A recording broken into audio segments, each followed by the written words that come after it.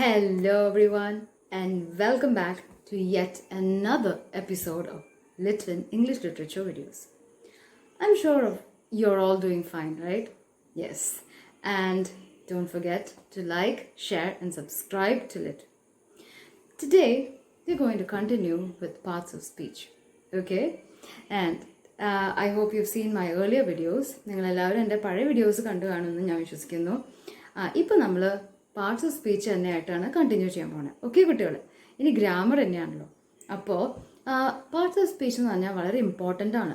Okay, teacher നേരത്തെ പറഞ്ഞ പോലെ ഗ്രാമറിൻ്റെ മെയിൻ ആയ എന്താ പറയുക നമ്മൾ വളരെ ബ്രാഞ്ചസ് ആയിട്ട് തന്നെ വേണമെങ്കിൽ പറയാം. ഈ മേജർ ആയിട്ടുള്ള കാര്യങ്ങളും ഗ്രാമറിൽ ഈ ഒരു പാർട്സ് ഓഫ് സ്പീച്ചിലാണ് അതിനെ കാറ്റഗറി താരതമ്യം ഇങ്ങനെ ചെയ്ത് വരുന്നിരിക്കുന്നത്, ഡിവൈഡ് ചെയ്തുകൊണ്ടിരിക്കുന്നത്. ഇപ്പോൾ നമ്മൾ കുട്ടികൾ തന്നെ ഓരോ സ്കൂളിൽ നിങ്ങൾ ഫസ്റ്റ് സ്റ്റാൻഡേർഡ്, സെക്കൻഡ് സ്റ്റാൻഡേർഡ് അങ്ങനെയൊക്കെ ഡിവൈഡ് ചെയ്യില്ലേ. അപ്പോൾ എല്ലാ കുട്ടികളെയും പല ഏജ് ഗ്രൂപ്പായിട്ടാണല്ലോ നമ്മൾ ഓരോ ക്ലാസ് ആയിട്ട് ഡിവൈഡ് ചെയ്യുക. അതേപോലെ തന്നെ ഇമ്പോർട്ടൻ്റ് ആയൊരു കാര്യമാണ് parts of speech. Okay, English ഗ്രാമറിൽ പാർട്ട് ഓഫ് സ്പീച്ച് ഇമ്പോർട്ടൻ്റ് ആണ്. അതേപോലെ തന്നെ പല സബ്ജക്ട്സും പല ഡിവിഷൻ ആക്ട്സൊക്കെ നമ്മൾ ഇമ്പോർട്ടൻ്റ് ആയിട്ട് പഠിക്കുമല്ലോ. അതിനാണ് നമ്മൾ ഇത് വളരെ ഇമ്പോർട്ടൻ്റ് ആയിട്ട് പഠിക്കണം എന്ന് പറയുന്നത്. അപ്പോൾ ആദ്യം ടീച്ചർ ഇതാണ് പഠിപ്പിക്കുന്നത്. ഓക്കെ, ഇന്ന് നമ്മൾ പഠിക്കാൻ പോകുന്ന പാർട്ട് ഓഫ് സ്പീച്ച് ഏതാണ്? Today we going to study with adjectives. Okay friends, ഇനി അഡ്ജക്റ്റീവ്സ് എന്ന് പറഞ്ഞാൽ ഞാനൊരു എക്സാമ്പിൾ പറയാം. അപ്പോൾ നിങ്ങൾ കളേഴ്സ് ഒരുപാട് ഇഷ്ടപ്പെടുന്നതാണ്. ഒരു എക്സാമ്പിളാണ് കളേഴ്സ്. നിങ്ങൾക്ക് പല കളേഴ്സ് ഇഷ്ടപ്പെടുന്നുണ്ടാവും അല്ലേ? ഇപ്പോൾ ഓരോ കുട്ടികൾക്കും ഓരോ കളേഴ്സ് ഇഷ്ടപ്പെടാണ്. ഇപ്പോൾ എൻ്റെ കയ്യിലുള്ളത് എന്താണെന്ന് നിങ്ങൾക്ക് കാണാൻ പറ്റുന്നുണ്ടോ? Can you see what is this? This is a nail polish. Okay, what's the colour of this nail polish? എല്ലാവർക്കും മനസ്സിലായോ? Did you notice the colour? ഇത് കാണിച്ചാൽ എങ്ങനെ കാണാൻ പറ്റുന്നുണ്ടോ?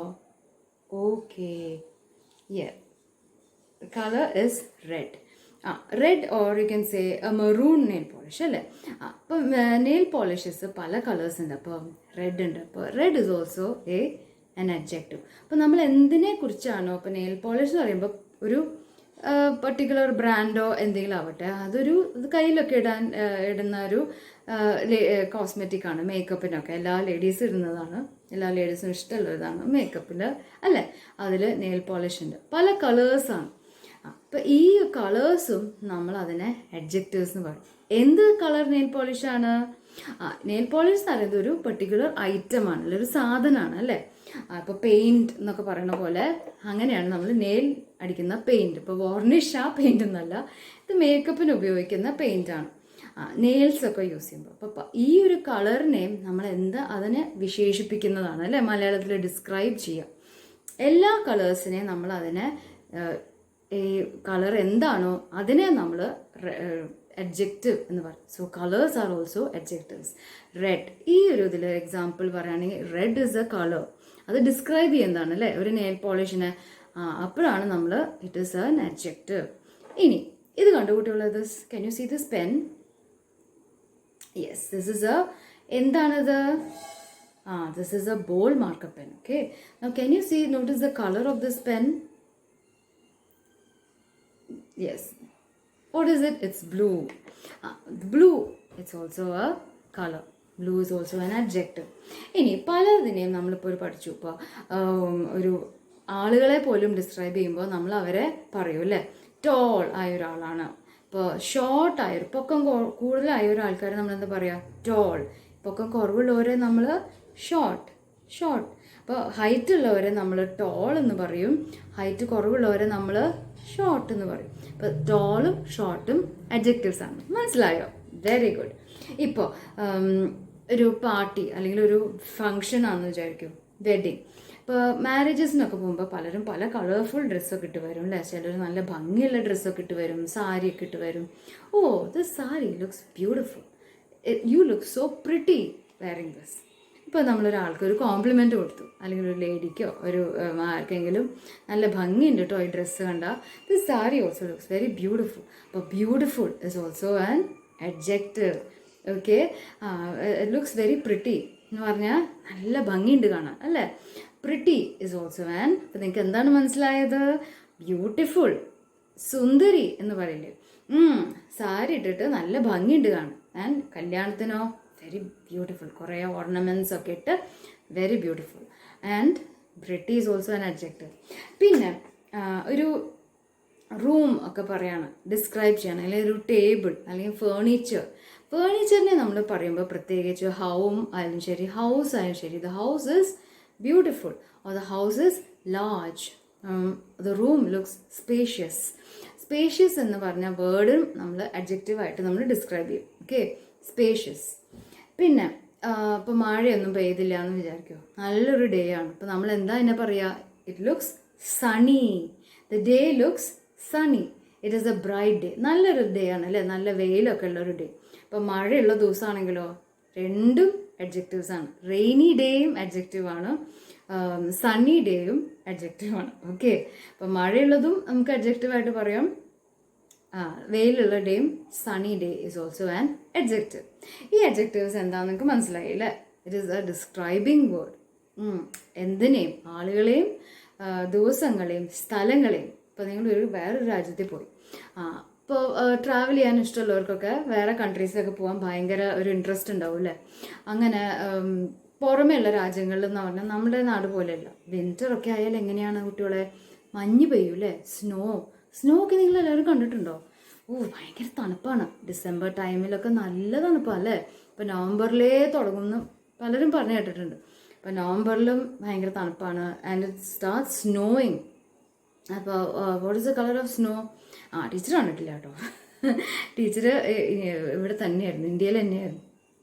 പിന്നെ പുറത്തൊക്കെ പോകണമെന്ന് ആഗ്രഹമൊക്കെ ഉണ്ട്, ട്രാവൽ ചെയ്യാനൊക്കെ ഇഷ്ടമാണ്. എപ്പോഴെങ്കിലും ആഗ്രഹം നടക്കും എന്ന് ഞാൻ വിശ്വസിക്കുന്നു. ഓക്കെ, ആൻഡ് യൂറോപ്പ് അങ്ങനത്തെ ഒക്കെ ഫോറിൻ കൺട്രീസിലൊക്കെ ഭയങ്കര തണുപ്പാണ്. ഇപ്പോൾ മഞ്ഞും ഒക്കെ കാണണമെന്ന് എനിക്ക് നല്ല മോഹമുണ്ട്. Like snow during the winter season. ഈ മഞ്ഞൊക്കെ എങ്ങനെയാണ്? Very cold. ഇപ്പോൾ കോൾഡ് ആൻഡ് ഫ്രോസൺ അല്ലേ? ഫ്രീസിങ് എന്നുള്ള വേർഡ്.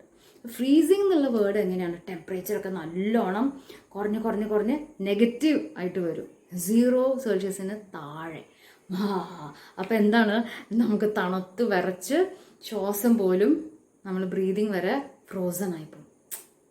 ഇങ്ങനെ നല്ല തണുപ്പിലൊക്കെ എന്താ ഉണ്ടാവുക, എല്ലാം അങ്ങനെ ഒരു തണുത്ത്. ഇപ്പോൾ ഫ്രീസിങ് എന്ന് പറഞ്ഞാൽ അത് ഡിസ്ക്രൈബ് ചെയ്യാണ് അല്ലേ? വെതർ, ദ സീസൺ എങ്ങനെയാണ്, അതും ഒരു നമ്മൾ കഴിഞ്ഞ ക്ലാസ്സിൽ പഠിച്ചു അല്ലേ? വെതർ എന്ന് വെച്ചാൽ സീസണലായിട്ട് ഇങ്ങനെ മാറും.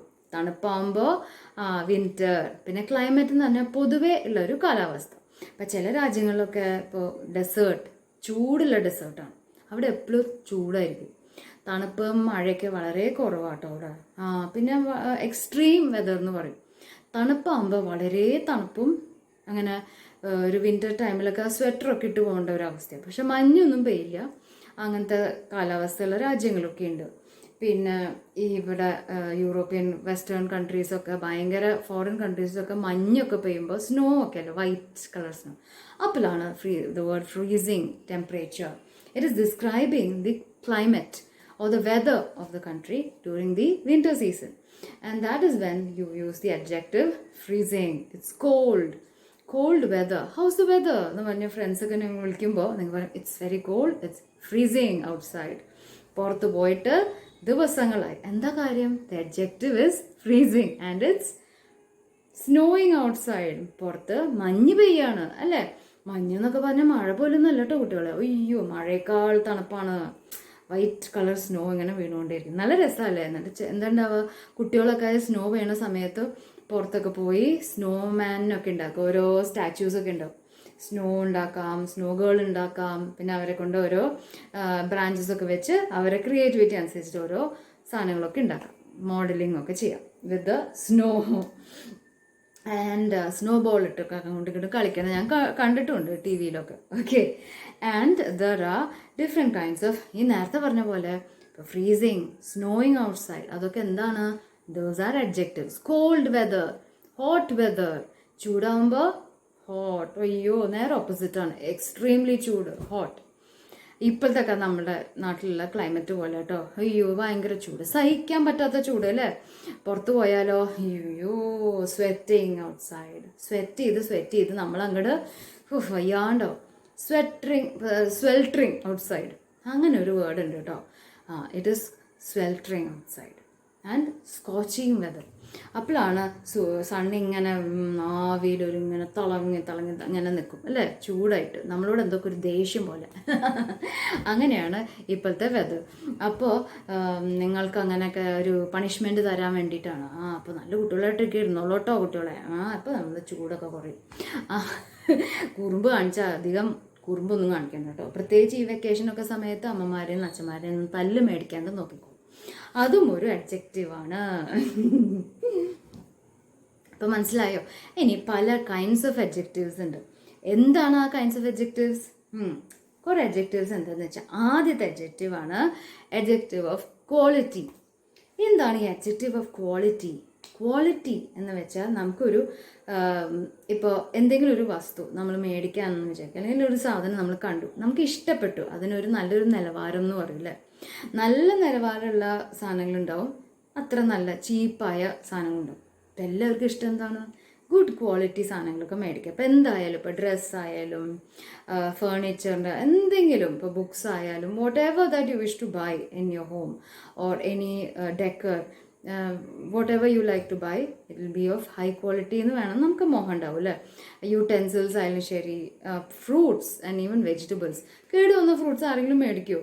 എത്ര വില കുറവ് തന്നാലും ആരും അങ്ങനെ മേടിക്കില്ല അല്ലേ.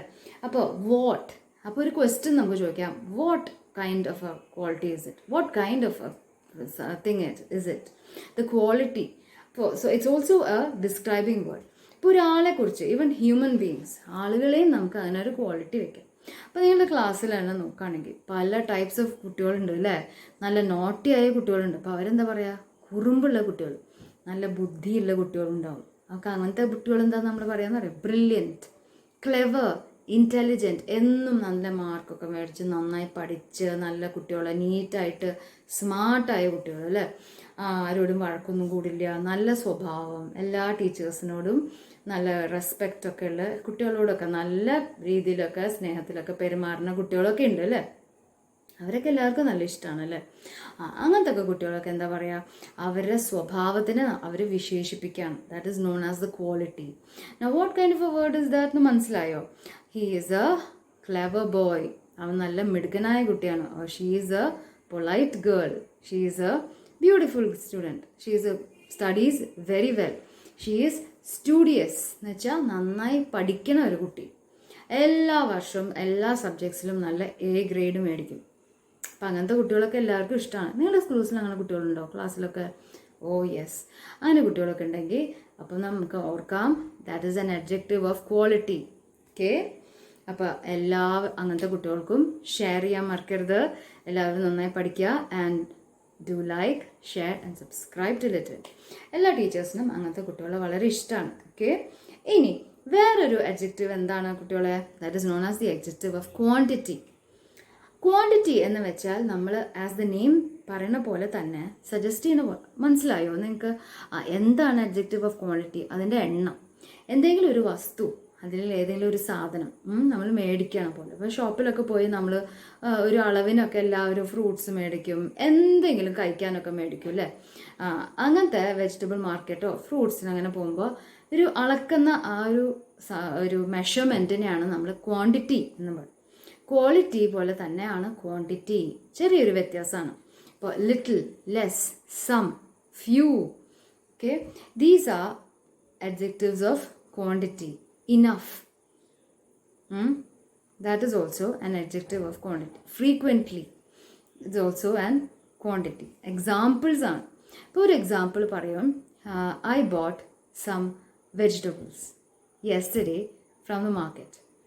അപ്പോൾ നമ്മൾ സൂപ്പർ മാർക്കറ്റിലൊക്കെ പോകുമല്ലോ, പല ആവശ്യങ്ങൾക്ക് നമ്മൾ മേടിക്കാൻ പോകും, ഗ്രോസറി ഒക്കെ മേടിക്കാൻ പോകും. അപ്പോൾ എല്ലാ മന്തും റേഷൻ ഷോപ്പിൽ പോകും, നമുക്ക് അതിൽ നിന്ന് റൈസ് കിട്ടും, ചോറ്, അങ്ങനെ ഒരു ക്വാളിറ്റിയാണ് നമ്മൾ നോക്കുക.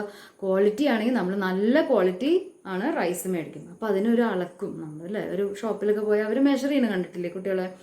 1 കിലോഗ്രാം, 1/2 കിലോഗ്രാം, അങ്ങനെയൊക്കെ 2, അങ്ങനത്തെ ആ ഒരു നമ്പറിനെയാണ് നമ്മൾ ക്വാണ്ടിറ്റി എന്ന് പറയും. നിങ്ങൾ എത്ര റൈസ് മേടിച്ചു? ആ ഷോപ്പിൽ നിന്നുള്ളവരെല്ലാം മേടിക്കില്ലല്ലോ, ഇല്ല. അപ്പോൾ നമുക്കൊരു ഇത്ര വേണം, ഇത്ര മതി എന്നൊക്കെ പറയും. ഇപ്പോൾ 2 കിലോ അങ്ങനെ ആകുമ്പോൾ അവരത് അളന്ന് നോക്കും. അതിനുള്ളൊരു വെയിങ് സ്കെയിലൊക്കെ അവരിലുണ്ട് അല്ലേ. അതൊക്കെ നിങ്ങൾ ഷോപ്പിൽ പോയാൽ ശ്രദ്ധിച്ച് കാണാൻ പറ്റും കേട്ടോ. ഓരോ വെയിങ് മെഷർ സ്റ്റോൺസ് എന്ന് പറയുന്നത് അല്ലേ. ഇപ്പോൾ എല്ലാം കമ്പ്യൂട്ടറൈസ്ഡ് ആണ്, അപ്പോൾ എളുപ്പമാണ്. അപ്പോൾ അതിൽ കറക്റ്റായിട്ട് അതിൻ്റെ നമ്പറും എല്ലാം കാണും. അതിൻ്റെ ഒരു ടൈപ്പ് ചെയ്ത് അതിൻ്റെ ഒക്കെ ഒരു ഇത് ടൈപ്പ് ചെയ്ത് കഴിഞ്ഞാൽ you will get the correct amount of the rice. അങ്ങനെയാണ് നമ്മൾ അതിനുള്ള ഒരു quantity rice. And I bought a little fruits, or I bought some fish.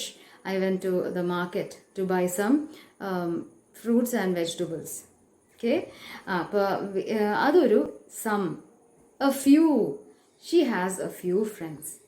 He had only, അപ്പോൾ only is also an adjective. He had only 2 friends.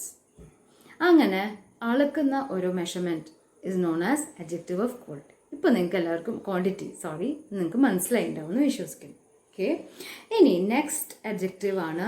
Third type is also known as ഇതേപോലെ തന്നെ adjective of number. ഇനി what is N adjective of number? ഇതിൽ ordinal നമ്പറാണ് നമ്മൾ മെയിനായിട്ട് നോക്കുക. Okay, ഇപ്പോൾ സം, ഫ്യൂ എന്നൊക്കെ പറഞ്ഞില്ലേ, ഇതൊക്കെ കുറച്ചൊരു അളക്കുന്ന ഒരു നമ്പറാണ്. അതൊരു ഓർഡറിൽ നമ്മൾ പറയൂല്ലേ. ഈ numbers they show how many persons. ഇപ്പോൾ നമ്മളൊരു പാർട്ടി അല്ലെങ്കിൽ ഒരു ഫിലിം തിയേറ്റർ മൂവിയിലൊക്കെ പോയി എന്ന് വിചാരിക്കുക, അഡ്ജക്റ്റീവ്.